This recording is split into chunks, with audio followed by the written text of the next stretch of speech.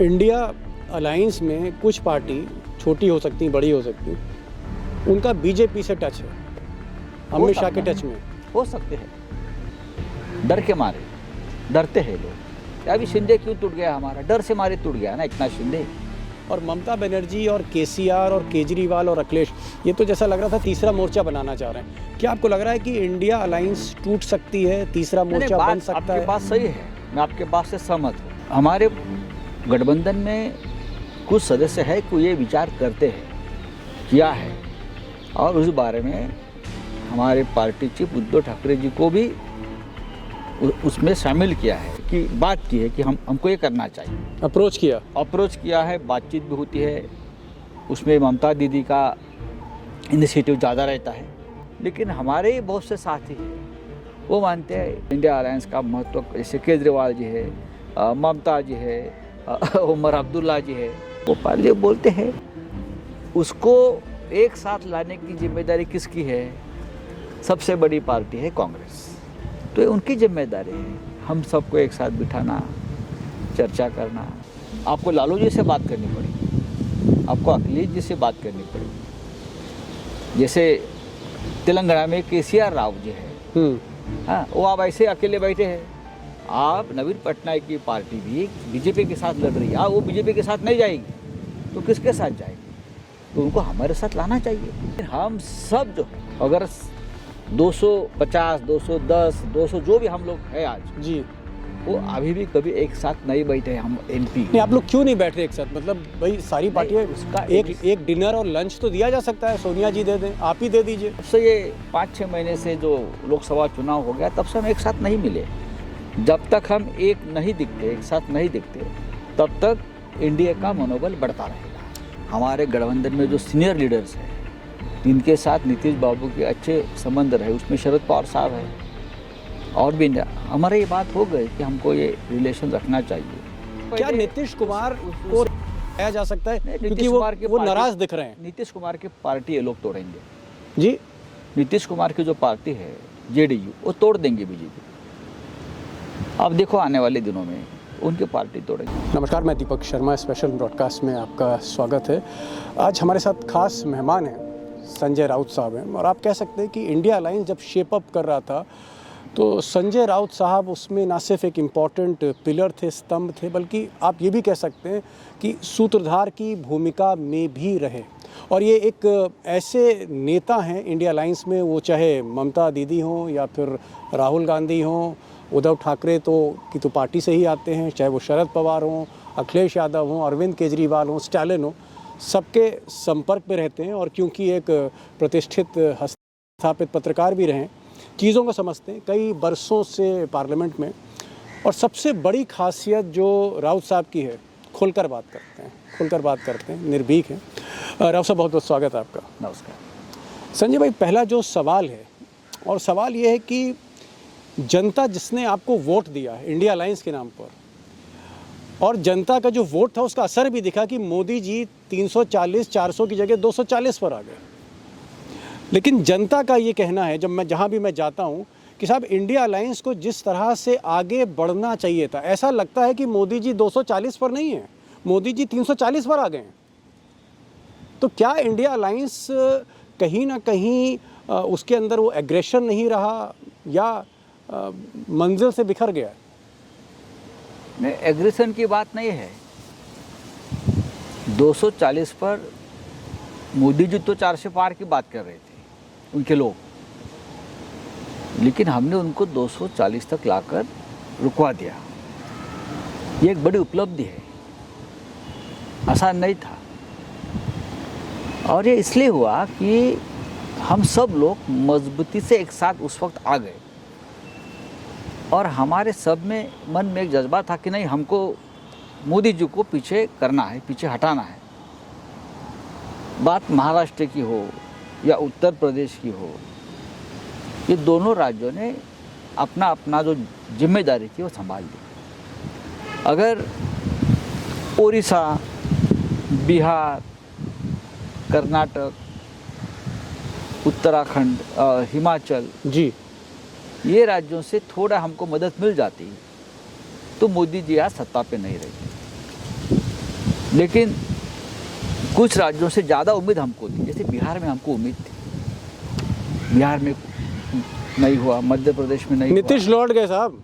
नीतीश लौट गए, ये बहुत सी बातें हो गई। फिर भी हमने 240 तक उनको लाया, उनका बहुमत हमने निकाल दिया और ये जो नीतीश कुमार जी और चंद्रा बाबू के सपोर्ट से सरकार बनी। उसके बाद इंडिया आघाड़ी जिस तरह से प्लेटफॉर्म पर या लोगों में रहनी चाहिए थी वो तो नहीं दिखती है, पार्लियामेंट में दिखती है।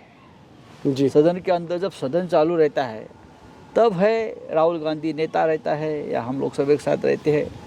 लेकिन हमारा ये कहना, हमारे जैसे जो लोग हैं जो एक मूवमेंट से आए हैं, चाहे सत्ता हो या ना हो हमें कोई फ़र्क नहीं पड़ता है जी। हमें लगता है ये इंडिया ब्लॉक जो है ये जब ये इलेक्शन नहीं है या सदन पार्लियामेंट नहीं है तब भी उनका अस्तित्व बाहर दिखना चाहिए। दुर्भाग्य वैसे नहीं हो रहा है तो लोगों की उम्मीद टूट जाती है। अरे हमने तो उनको वोट दिया है जी। लेकिन अब 5 साल के बाद वापस इंडिया आघाड़ी बनेगी। अब इंडिया आघाड़ी है नहीं है किसी को, हम मानते हैं, हमारे जैसे लोग हैं जो मानते इंडिया अलायंस है और रहेगा। लेकिन हमारे ही बहुत से साथी हैं वो मानते हैं इंडिया आघाड़ी का, इंडिया अलायंस का महत्व। जैसे केजरीवाल जी है, ममता जी है, उमर अब्दुल्ला जी है, अखिलेश यादव, अखिलेश या यादव, राम गोपाल साहब। राम गोपाल जी बोलते हैं उसको एक साथ लाने की जिम्मेदारी किसकी है? सबसे बड़ी पार्टी है कांग्रेस, बड़ी जी। पार्टी है, पुरानी पार्टी है, लीडरशिप है, पूरे देश में वो पार्टी है, तो ये उनकी जिम्मेदारी है हम सबको एक साथ बिठाना, चर्चा करना, हमारे घर पर चाय पे आना, दिल्ली मुंबई में सबके, यूपी में जाना, बिहार में जाना, ममता जी के पास जाना, तभी ये सब मजबूती से हम एक साथ खड़े रहेंगे, इमोशनली हम जुड़ेंगे।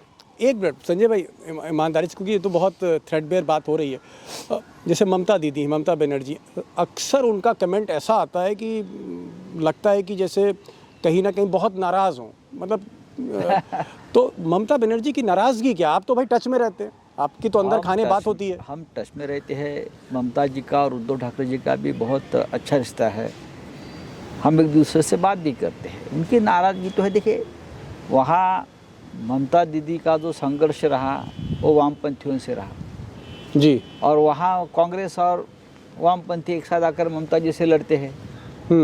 ममता जी के खिलाफ जो बातें वहाँ कांग्रेस के नेता बोलते हैं तो उससे ममता दुखी होती है। देखिए ममता दीदी के पास आज भी 30 के आसपास एमपी है जी, है ना, और इंडिया ब्लॉक के मानते हम। तो कांग्रेस ने समझ लेना चाहिए आज और कुछ साल तक वहाँ कांग्रेस को कुछ नहीं मिलने वाला है। ममता दीदी का लीडरशिप जब तक है और उससे फ़ायदा होता है बीजेपी को फ़ायदा होता है। तो राहुल गांधी जी का ये दायित्व बनता है। मैं राहुल जी की बात करूंगा, राहुल हमारे नेता है। आप जाइए कलकत्ता में, मतलब राहुल गांधी को कलकत्ता जाना चाहिए। राहुल जी नेता है, लीडर ऑफ अपोजिशन है और सदन में हम सबका नेतृत्व करता है। तो राहुल जी ने जाना चाहिए, ममता जी के साथ एक रिश्ता बनाना चाहिए, ये मुझे लगता है। या लालू जी के यहाँ जाना चाहिए, अखिलेश के यहाँ जाना चाहिए, उद्धव ठाकरे जी के यहाँ जाना चाहिए। खुद अगर आप नेता है, आप इतने बड़े अलायंस के लीडर हो, इंडिया में ये बात थी, हम इंडिया में काम किया है जी, इंडिया में ये बात थी, कोई कुछ विषय आ रहा है तो दिल्ली से इंडिया के नेता, मतलब आप अटल अडवाणी की बात कर रहे हैं। अटल जी की या अडवाणी जी की सीधे बात करते थे नेताओं से, या फिर बात नहीं बनी तो प्रमोद महाजन आते थे, कभी अडवाणी साहब आते थे, खुद आते थे ना, मुंबई में आकर बाला साहब से बात करते थे, बहुत सी बातों पर जाते थे, तुरंत आधा घंटे के लिए आते थे, बात करके नेताओं से, बाला साहब से वापस चले जाते थे। उससे एक रिश्ता इंडिया में बन गया एक दूसरे के साथ जी, एक जरूर रिश्ता बन गया सबके साथ, अकाली दल से आप बन ये गया। कहना चाह रहे हैं, आप सजेस्ट कर रहे हैं कि राहुल गांधी को कलकत्ता जाना चाहिए, ममता बनर्जी के साथ चाय पीनी चाहिए, उनको लखनऊ जाना चाहिए, भाई लीडर ऑफ अपोजिशन है देश के। आपका ये कहना है कि वो अखिलेश यादव से वो मिलें, आपका ये कहना है कि भाई केजरीवाल से भी मिले, स्टालिन से भी मिले। तो क्या राहुल गांधी को आपने सजेस्ट नहीं किया ये? देखिए, कांग्रेस पार्टी का अपने आप एक वजूद है, बड़ी पार्टी है, उनके एडवाइज़र भी है ना। नहीं, आपने राहुल गांधी से ये चीज़ हमको तो कही लगता आपने? है, हमको ये लगता है, उनको भी लगता होगा, लेकिन उनकी कोई मजबूरी होगी। उनके पार्टी के जो वर्किंग कमेटी है, फिर एडवाइजरी बोर्ड है, फिर कोर कमेटी है, लेकिन हम तो और किसी को नहीं मानते, हम तो राहुल गांधी को मानते हैं। हम उनके साथ इसलिए है कि आप लीडरशिप कर रहे हो, आप देश में एक जागरूकता लाई है भारत यात्रा के बाद, तो हम आपको मानते हैं, तो आपको ये सब करना पड़ेगा। अब वापस जब चुनाव आ जाएंगे 2029 में, तब आएंगे हमारे पास, हम तो रहेंगे आपके साथ, हमको रहना ही है। हमारी विचारधारा अब ऐसी है कि हमको तानाशाही के खिलाफ खड़ा रहकर आपके साथ लड़ना होगा, लेकिन और भी लोग हैं आप हमारी लड़ाई में जो आपके साथ आना चाहते हैं। आप जाइए उनके पास, आपको जाना पड़ेगा, वो लोग नहीं आपके पास आएंगे। अगर मैं एक बहुत सीरियस नोट पे पूछूं, क्योंकि देश की बात है और एक अहम मुद्दे पर हम लोग बातचीत कर रहे हैं, अगर राहुल गांधी नहीं मिलते, उनका एक कम्युनिकेशन गैप रहता है अखिलेश यादव से, ममता बनर्जी से, केजरीवाल से, या उद्धव ठाकरे से, या for that matter Sharad Pawar से मान लीजिए, तो क्या आपको लगता है कि ये लड़ाई और बढ़ेगी, ये कन्फ्यूजन और बढ़ेगा इंडिया अलायंस में? कन्फ्यूजन की बात नहीं है। कुछ पार्टी जो है, जैसे ममता जी है, ममता जी को लगता है कि इंडिया अलायंस की लीडरशिप में चेंजेस होना चाहिए, ये ममता जी की राय है। जी, उनको लगता है कि ममता जी को नेतृत्व देना चाहिए। उसके लिए हम सब, अगर ममता जी की ये राय है, फिर भी हम जो और पार्टी के लीडर्स हैं, उनको साथ तो बैठना पड़ेगा ना। जी, ये थोड़ी पश्चिम बंगाल तक विषय सीमित है, ये देश का विषय है। आपको लालू जी से बात करनी पड़ेगी, आपको अखिलेश जी से बात करनी पड़ेगी। जैसे तेलंगाना में केसीआर राव जी है, हाँ, वो आप ऐसे अकेले बैठे हैं, लेकिन उनकी भी पार्टी है, चाहे कांग्रेस और केसीआर। नवीन पटनायक की पार्टी खाली है इस वक्त। नवीन पटनायक की आप उनको कैसे जमा करोगे? आपके साथ लाओ ना। आप नवीन पटनायक की पार्टी भी बीजेपी के साथ लड़ रही है, वो बीजेपी के साथ नहीं जाएगी तो किसके साथ जाएगी? तो उनको हमारे साथ लाना चाहिए। आप वो सड़क पर आंदोलन कर रहे हो, उसकी पार्टी हर विषय पर मोदी जी के खिलाफ, बीजेपी के खिलाफ, क्योंकि सरकार बीजेपी की है ना वहाँ। जी, तो ऐसे में कोई जाकर कांग्रेस का बड़ा नेता नवीन बाबू से मिलकर उनको अपने खेमे में लाने की कोशिश करनी चाहिए। केसीआर साहब, चाहे उनका और कांग्रेस का वहाँ संघर्ष है, बातचीत होनी चाहिए, कम्युनिकेशन, डायलॉग होना चाहिए, तभी आप 2029 में कोई नया चमत्कार करके दिखाएंगे। एक चीज़ मैं संजय भाई पूछना चाह रहा था, और ये भी बड़ा मौजूद सवाल है कि बीच में अडानी के खिलाफ मुकदमा दर्ज हुआ, हालांकि अब वो ट्रम्प साहब ने उस मुकदमे को हल्का कर दिया है, लेकिन जब ये मुकदमा दर्ज हुआ था, कांग्रेस ने पूरी संसद को हिला दिया, लेकिन बाकी जो पार्टी थी, ममता बनर्जी जो है विड्रॉ कर गई, अखिलेश यादव भी, उनकी पार्टी भी, राम गोपाल भी थोड़ा सा दाएं बाएं हो गए।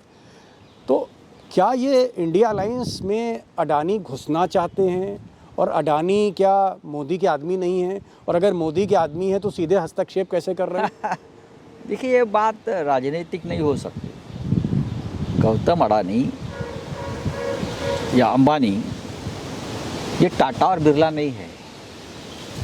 जी, गौतम अडानी एक उद्योगपति है, वो अपना धंधा, अपना प्रॉफिट बढ़ाना चाहता है। जी, कोई भी उद्योगपति करता है, लेकिन जो प्रतिष्ठा टाटा को मिली है, ये उनको नहीं मिल सकती। टाटा ने राष्ट्रहित का विचार किया था, समाज का विचार किया था, देश का विचार किया था। गौतम अडानी जी इतने क्यों बढ़ गए? क्योंकि नरेंद्र मोदी जी उनको सभी तरह से मदद करते हैं, चाहे देश का नुकसान हो, उनके लिए कानून बदले जाते हैं, यहाँ के नहीं, अमेरिका के, तो उसकी कीमत हमारे देश को चुकानी पड़ती है।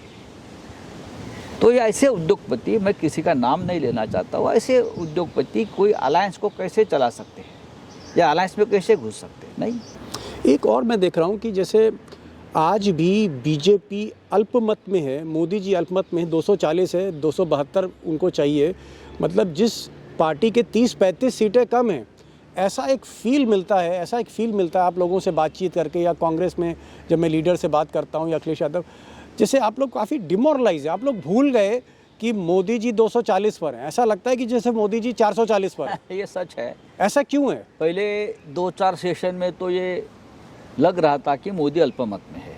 जी उनके जो सपोर्टर्स थे पार्लियामेंट में या खुद पार्टी के जो मेंबर्स थे एनडीए के, वो ये फील कर रहे थे कि हम अल्पमत में हैं, हमारे पास बहुमत नहीं है, हमारी सरकार कभी भी गिर सकती है। ये जी। उनके मन में एक डर और फील था पहले 2-3 महीने तक। बाद में धीरे धीरे उनको जिस प्रकार से आत्मविश्वास की हवा भर गई, तो अब उनको लगता है कि हमारे पास पूरा बहुमत है और हमने 400 पार कर लिया है। ये उनका एक फील है और उसके लिए हम लोग जिम्मेदार हैं, उसके लिए हम जिम्मेदार हैं। हम कहाँ सब गलती लोग हो रही है आप जिम्मेदार लोगों से? हैं। गलती कहाँ से हो रही है आप नहीं, लोगों से? गलती के बाद नहीं है। नहीं, फिर भी आप कह रहे हैं हम जिम्मेदार हमारी- फील करते हम तो स्ट्रैटेजी में कम पड़ रहे हैं। और ये बीजेपी जो है या एनडीए है, वो आत्मविश्वास लोगों में इतना भर देते हैं, चाहे वो झूठा है। हमारे में आत्मविश्वास की कमी है। हमको ज़्यादा टाइम देना पड़ेगा। हमारे इंडिया के गठबंधन जो हमारा है उसके हर हर हर हर कोने पर जाना पड़ेगा। बात ऐसी है कि जब हम पार्लियामेंट में आते हैं, हंगामा होता है, हम सदन बंद कर देते हैं। ताकत जरूर है जी हम सदन बंद कर सकते हैं, लेकिन उससे मोदी जी का नुकसान नहीं है ना, या उनके पार्टी का नुकसान नहीं है। वो तो सदन के सिवाय भी दे चला रहे हैं। मोदी जी कहाँ पार्लियामेंट में आ रहे हैं, अमित शाह जी कहाँ पार्लियामेंट में आ रहे हैं, वो कहाँ सरकार उनके कैबिनेट को पूछते हैं। वो तो वन मैन शो है, अकेले है। जी जब तक हम सब लोग राहुल जी की लीडरशिप में, मैं बार बार बोल रहा हूँ, एक साथ बैठकर बातचीत जारी नहीं रखेंगे, हमको क्या स्ट्रैटेजी करनी चाहिए, हमको क्या करना है, ये बंद हो गया। ये जो प्रोसेस है, एक निरंतर चलने वाला प्रोसेस है पार्लियामेंट्री प्रोसेस में, ये बंद हो गया है। और सामने देखिए एनडीए की बैठकें होती है, मोदी जी मार्गदर्शन करते हैं सबको एक साथ, उनके एमपी जाकर बैठते हैं, जी। उनका ट्रेनिंग कैंप होता है, बहुत से कार्यक्रम वो लोग करते, बिजी रखते हैं लोगों को, और लगता है कुछ हो रहा है पर्दे के पीछे। हम उसमें, हमारे में एक कमतरता है, एक कमियां है, और एक कमियां कौन कमी करेगा? हम नहीं कर सकते। मैं मेरी पार्टी की बात रख सकता हूँ, उद्धव जी हमारे पार्टी के बारे में सोच सकते हैं, या अखिलेश उनके पार्टी की, लेकिन हम सब जो है, अगर 250, 210, 200 जो भी हम लोग हैं आज, जी वो अभी भी कभी एक साथ नहीं बैठे हैं हम एमपी। नहीं, आप लोग क्यों नहीं बैठ रहे एक साथ? मतलब भाई सारी पार्टियां, उसका एक डिनर और लंच तो दिया जा सकता है। सोनिया जी दे दें, आप ही दे दीजिए। नहीं, पहले हुआ है इस प्रकार का कार्यक्रम हुए हैं, लेकिन जब से ये 5-6 महीने से जो लोकसभा चुनाव हो गया, तब से हम एक साथ नहीं मिले। कभी न कभी सभी हमारी जो संघ इंडिया ब्लॉक है, सभी एमपीज को बुलाना चाहिए। फिर हम बुलाएंगे तो कोई बहिष्कार करेगा, हमको नहीं जाना है, उसके लिए भी जाकर उनका मन मनाना पड़ेगा, जाकर नहीं भाई ऐसा मत करिए, आपको आना है, हमारा गठबंधन मजबूत से दिखना चाहिए। जब तक हम एक नहीं दिखते, एक साथ नहीं दिखते, तब तक इंडिया का मनोबल बढ़ता रहेगा। ये बताइए कि नीतीश कुमार भाई, आप लोगों से बड़े अच्छे संबंध थे, वो सूत्रधार थे, आप लोग पटना गए, फिर वो आपने उनको मुंबई बुलाया, वहाँ भी मिले। चलिए भाई, नीतीश कुमार लौट गए, लेकिन राहुल गांधी हैं या उद्धव ठाकरे हैं या शरद पवार, कोई तो पटना जा सकता है चाय पीने के लिए। आपको दरवाजे से बाहर थोड़ी ना कर देंगे नीतीश कुमार। कोई जा क्यों नहीं रहा? नीतीश को अप्रोच तो करना चाहिए साहब। मैं ये मानता हूँ करना चाहिए। ये बात जो है, हमारे गठबंधन में जो सीनियर लीडर्स हैं, जिनके साथ नीतीश बाबू के अच्छे संबंध रहे, उसमें शरद पवार साहब है और भी हमारे ये बात हो गई कि हमको ये रिलेशन रखना चाहिए। आप चलिए, हम जाएंगे, हम आपके साथ आएंगे। राहुल जी क्यों चाहिए उसके लिए? शरद पवार साहब भी जा सकते हैं, और भी सीनियर नेता है हमारे पार्टी में, हमारे गठबंधन में, लेकिन कोई करना नहीं चाहता है। क्यों? अभी वो उनको पूछना पड़ेगा। हम तो बहुत चाहते हैं, हमारी एक पार्टी ऐसी है इंडिया गठबंधन में कि वो हमेशा चाहते हैं कि कुछ ना कुछ एक्टिविटी होती रहे, क्योंकि सबसे ज़्यादा उसमें नुकसान हमको हुआ है, मोदी जी और बीजेपी की तरफ से। घाव हम पर हुए हैं, जख्म हमने खाई है, तो हम तो लड़ेंगे ना, हमको लड़ना ही चाहिए, हमको लड़ना हमारी मजबूरी है। ये बताइए, नायडू साहब हैं, उनके शरद पवार से अच्छे संबंध हैं, आप लोगों से भी दुआ सलाम है। राहुल गांधी से तो मतलब वो तो पहले कांग्रेस में रहे। नायडू के दरवाजे पर भी कोई नहीं जा रहा है, ना नायडू साहब को कोई बुला रहा है। भाई चाय पे चर्चा अगर ना करें तो कम से कम यूं ही मुलाकात कर लें। देखिए, चंद्रबाबू नायडू को देश की राजनीति अच्छी तरह से मालूम है, कभी किसके साथ रहना चाहिए और क्यों रहना चाहिए। वो भी एक व्यापारी है, एक बिजनेस, राजनीति में जो बिजनेस चलता है जी, फायदा पार्टी का, स्टेट का, ये सब देख कर ये लोग काम करने वाले लोग हैं, जिसमें एक चंद्रबाबू है। चंद्रबाबू की हालत भी इतनी उनके स्टेट में ठीक नहीं है। आज भी जगन रेड्डी का चैलेंज उसके सामने है। आपने अगर वोट का मार्जिन देखा होगा दोनों में, लोकसभा या विधानसभा में अंतर बहुत कम है, और जगन भी अच्छा कर रहा है। लेकिन दोनों की मजबूरी ये है कि दोनों जेल नहीं जाना चाहते जी। जगन भी मोदी जी की मेहरबानी पर बाहर है, और चंद्रबाबू के ऊपर भी केसेस है। तो वो लोग, जिसे हम जुगार बोलते हैं, वो गैम्बल नहीं करना चाहते, वो मौका देकर चौका मारेंगे, रिस्क नहीं लेना वो चाहते। रिस्क नहीं लेना चाहते। एक और चीज़ है, क्या आपको लगता है कि किसी ऐसे मोड़ पर कोई ऐसा इशू हो जहां नीतीश कुमार समर्थन वापस ले सकते हैं? क्योंकि लोग ऐसा कह रहे हैं कि साहब नीतीश कुमार का वही हाल होगा जो नवीन पटनायक का हाल हुआ।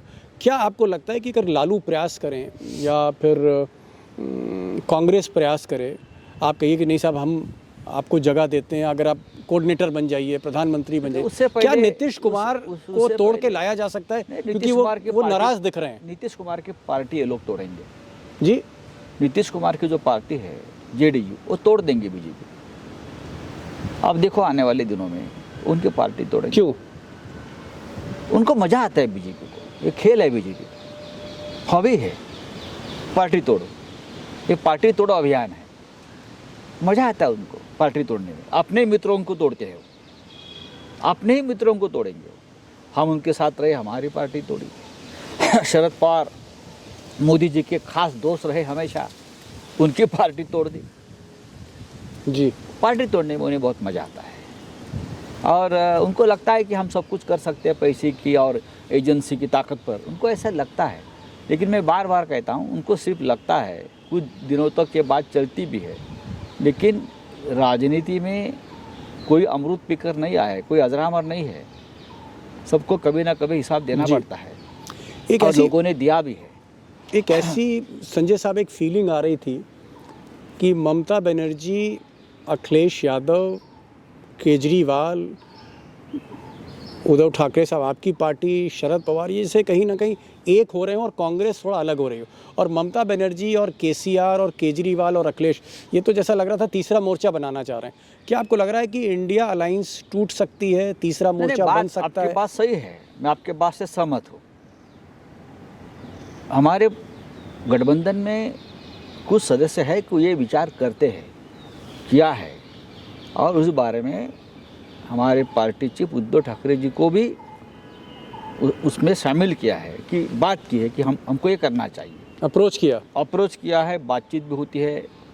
उसमें ममता दीदी का इनिशिएटिव ज़्यादा रहता है, ये भी मैं कहता हूँ। अपना हर का अपना एक दर्द होता है। मतलब ये लोग तीसरा मोर्चा चाहते हैं बनाना?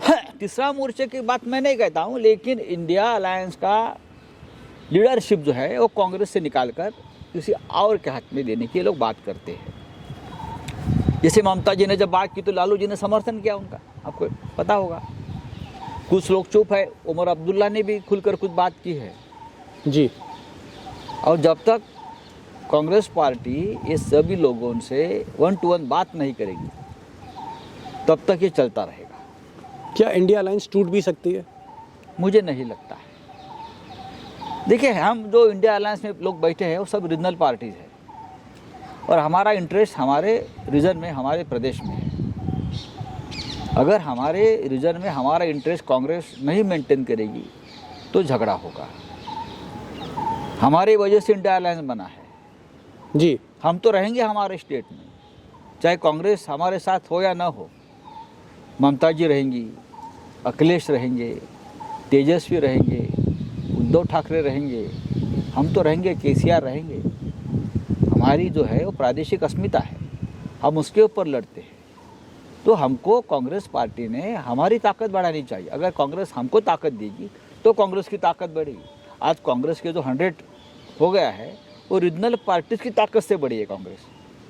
जी, कांग्रेस को बढ़ने का मौका है ना। कर्नाटक में कांग्रेस बढ़ सकती है, कांग्रेस केरल में बढ़ सकती है, कांग्रेस मध्य प्रदेश, राजस्थान, नॉर्थ ईस्ट में बढ़ सकती है, छत्तीसगढ़, झारखंड में बढ़ सकती है। आप हमारे हिस्से में मत आइए।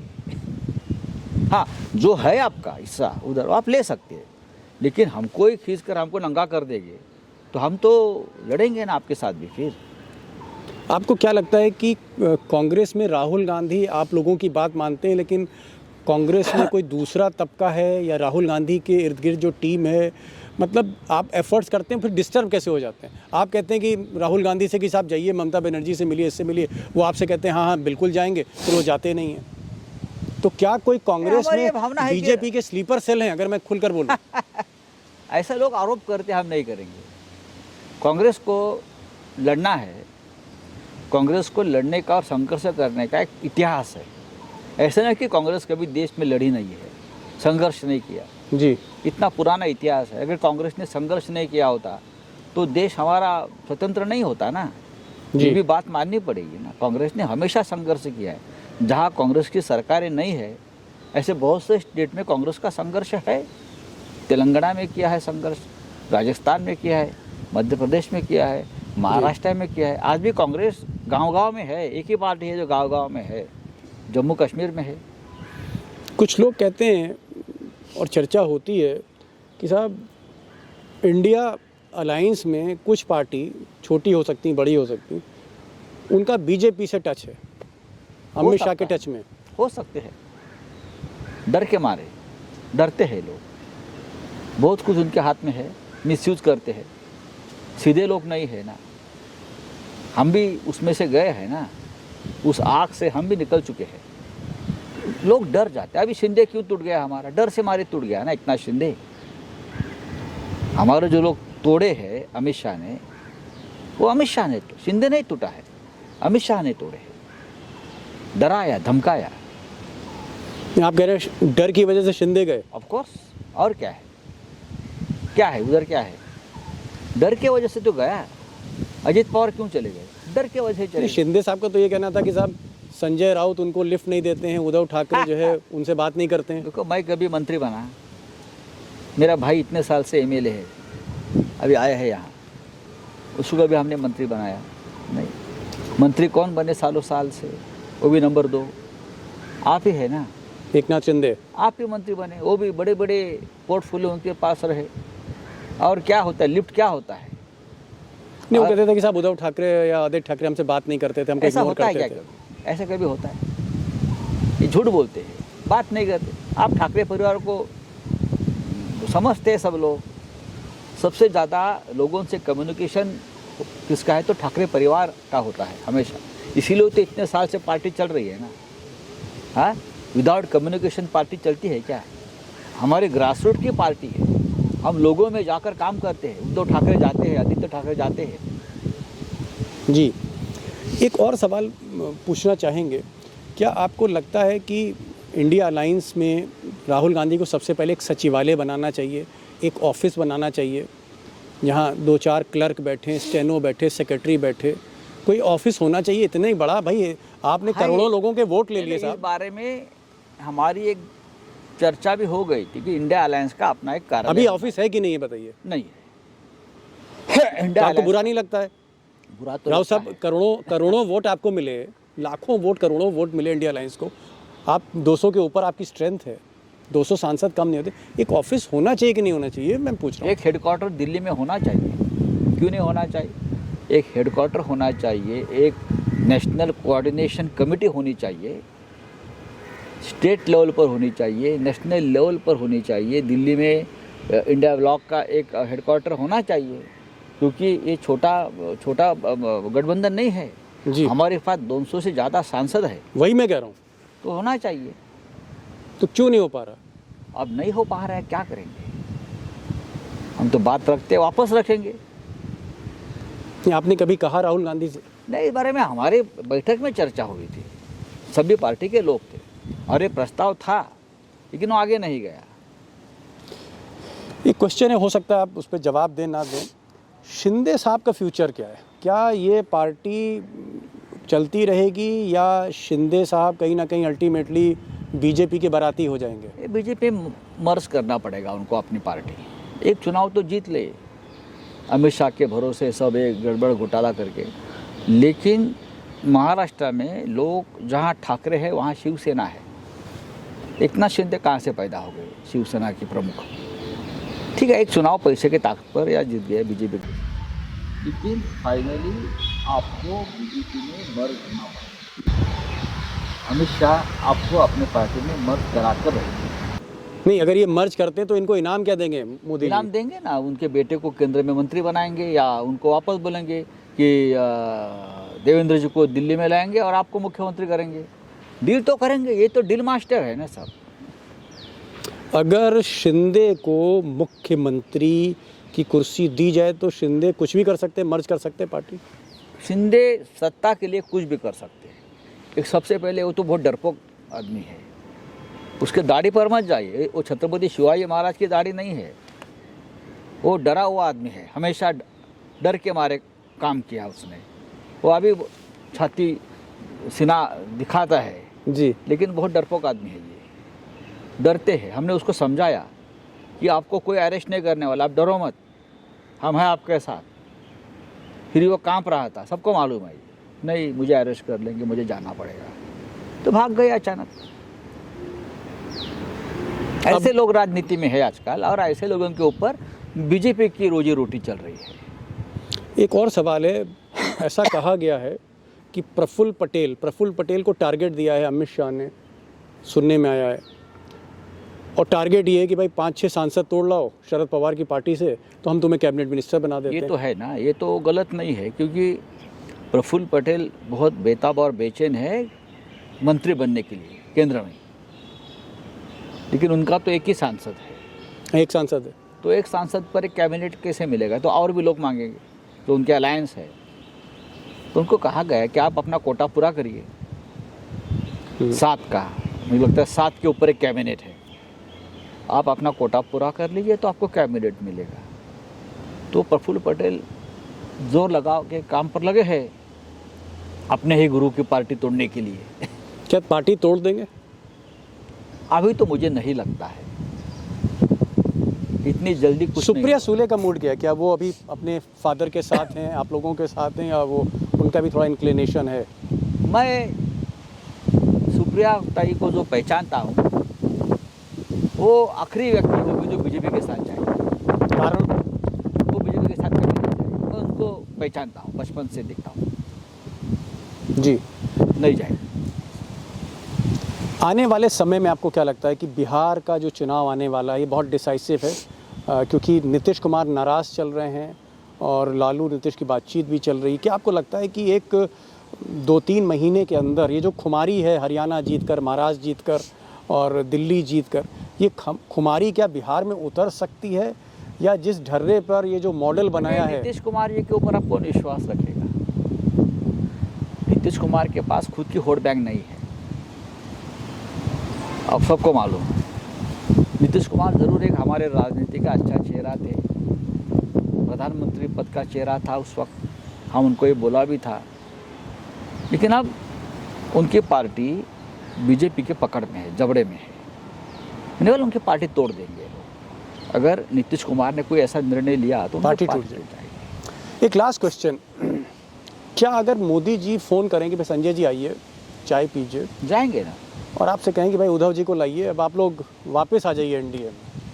देखिए हमारी राजनीति सत्ता के लिए नहीं है, हमारे पार्टी की राजनीति कि हमें ये पद चाहिए, हमें पावर चाहिए। हम 25 साल तक रहे ना उनके साथ जब बीजेपी के पास कुछ नहीं था। महाराष्ट्र में उनको झंडा लगाने के लिए आदमी नहीं थे, तो हम उनके झंडे लगाए थे, बीजेपी के। यहाँ बिठाकर हमने उनको घुमाया है गांव गांव में, ये हमारी पार्टी है, उनको वोट दीजिए हिंदुत्व के नाम पर।